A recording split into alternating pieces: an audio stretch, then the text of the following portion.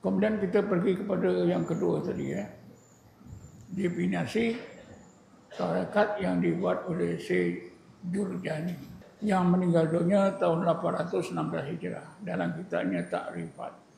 Menurut beliau, tarekat itu ialah satu amalan yang khusus yang biasanya diamalkan oleh golongan salik. Apa itu golongan salik? Kalau menurut Imam Ghazali yang terkenal, umat Nabi Muhammad ini ada 3 golongan. Ini diterangkan oleh Imam Ghazali dalam hubungan ibadat puasa. Dia akan menyebutkan puasa yang dilakukan oleh umat Islam ni ada puasa orang awam, ada puasa orang khawas, ada puasa orang khawasul khawas. Jadi siapa dia awam, siapa dia khawas, siapa dia khawasul khawas. Tapi ulama tasawuf lain ada menambah satu lagi golongan di antara awam dan khawas. Itulah lepas awam itu golongan salik. Jadi golongan awam di bawah sekali, golongan salik, golongan khawas, golongan khawasul khawas. Ada berapa? 4. Di bawah sekali golongan awam. Atas golongan awam, golongan salik. Atas salik, golongan khawas. Atas khawas, khawasul khawas. Siapa dia awam? Orang awam ini menurut ulama tasawuf, orang yang hatinya mati, tidak bercahaya, berada dalam gelap. Kalau dia ada ijazah PhD di bidang pengajian Islam, kalau hatinya mati, gelap, awam. Dari segi ilmu dia alim, tapi dari segi hati dia awam. Boleh berlaku tak? Boleh. Orang kampung yang belajar agama dekat surau je, mungkin hatinya dihidupkan oleh Allah. Dia bukan awam. Tapi dalam penggunaan biasa, orang awam ni orang ramai lah, orang ramai, orang kampung.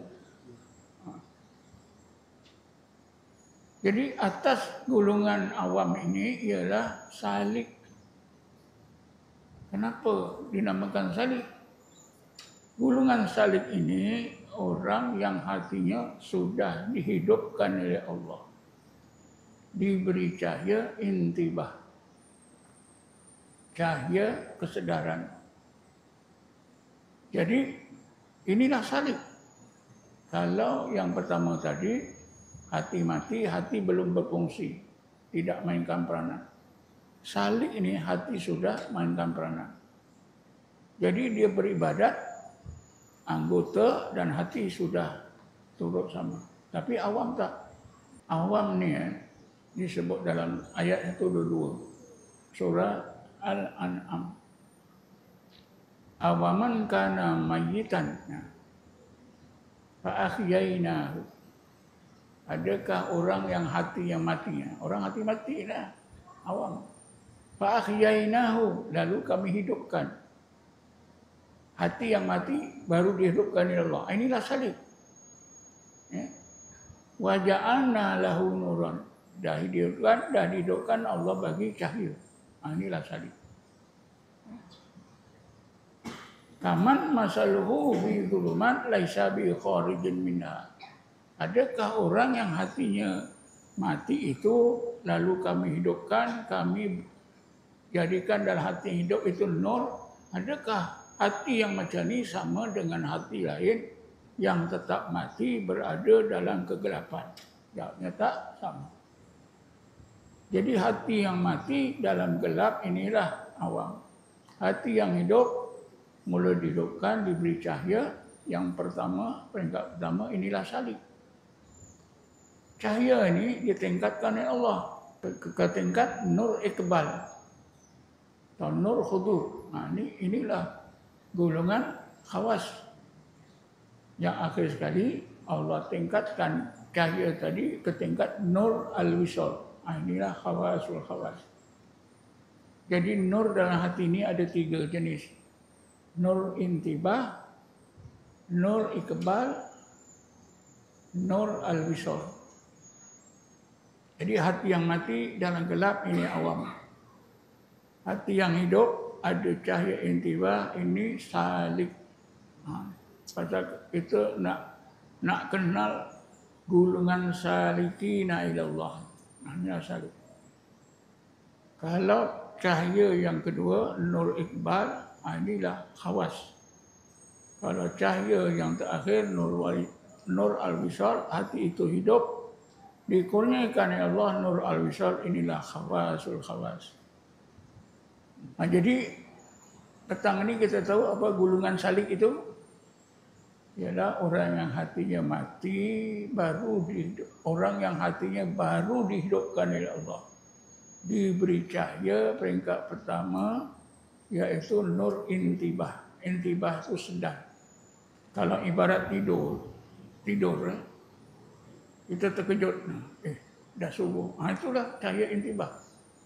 Pada masa itu kita tengok jam pun pandang kita tak betul lagi. Ya, nur intibah. Nur yang kedua, nur iqbal. Itu dia dah bangun, dah lama, mungkin dah solat subuh ya, dah tengok alam. Akhir sekali nur al-wisal. Wisal itu maknanya yang menyampaikan. Nur yang menyampaikan seseorang mukmin kepada hakikat dan ma'rifatullah. Nur al-wisal. Itu sampai betul-betul tingkat ihsan. Dari sinilah kita nampak pentingnya kita belajar zikir dalam mana-mana tarekat. Karena bidang ini bidang tasawuf yang melibatkan tarekat. Apa hubungan tarekat dengan tasawuf? Tasawuf itu ilmu, tarekat itu amalannya. Kalau belajar tasawuf tak belajar tarekat, berarti belajar tasawuf tak belajar amalannya. Lagi satu apa dia? Tarekat ni. Tarekat itu adalah mazhab dalam tasawuf. Kalau dalam mereka ada mazhab Hanafi, Maliki, Syafi'i, Hambali. Ya. Dalam tasawuf ada tarekat Ahmadiyah, Naqsabandiyah, Satariyah, Rifaiyah, Syaziliyah dan sebagainya. Pengetahuan kita, maklumat seperti ini sangat penting. Sebab apa kita nampak kepentingan dan kewajipan kita bertarekat.